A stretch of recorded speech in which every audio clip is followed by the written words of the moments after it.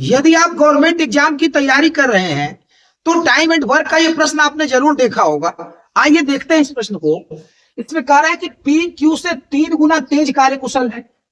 P Q से 3 गुना तेज कार्य कर सकता है। स्वतंत्र रूप से कार्य करते हुए क्यू अकेले किसी काम को 24 दिन में पूरा करता है, तब पी और क्यू मिलकर उस काम को कितने दिन में पूरा करेंगे।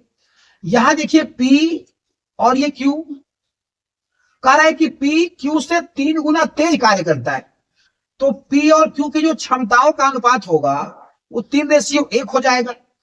पी क्यू से 3 गुना तेज कार्य करता है, यानी पी की क्षमता यदि 3 होगी तो क्यू का 1 हो जाएगा। तो पी और क्यू की क्षमताओं का अनुपात 3:1 हो गया। अब कह रहा है कि क्यू अकेले उस काम को 24 दिन में पूरा करता है, तो पी और क्यू मिलकर उस काम को कितने दिन में पूरा करेंगे।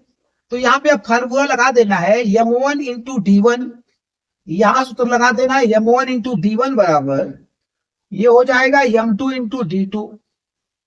अब क्यू को ले लीजिए, ये क्यू की क्षमता है, ये क्यू का दिन है, तो क्यू की क्षमता कितनी हो गई 1।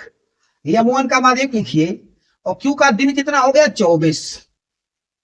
और ये पी और क्यू को मिलाकर क्षमता ले लीजिए, m2 जो है ये पी और क्यू की कुल क्षमता हो गई सम्मिलित मिला के उनको।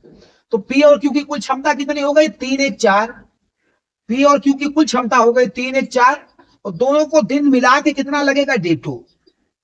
अब यहां से d2 का मान निकाल लेंगे, तो d2 का मान निकालेंगे तो 4 से 24 6 बार में कट जाएगा, यानी d2 बराबर 6 दिन हो गया। यानी पी और क्यू यदि मिलकर काम करेंगे तो दोनों को मिलकर जो समय लगेगा वो 6 दिन लगेगा। इसका तीसरा ऑप्शन सही है।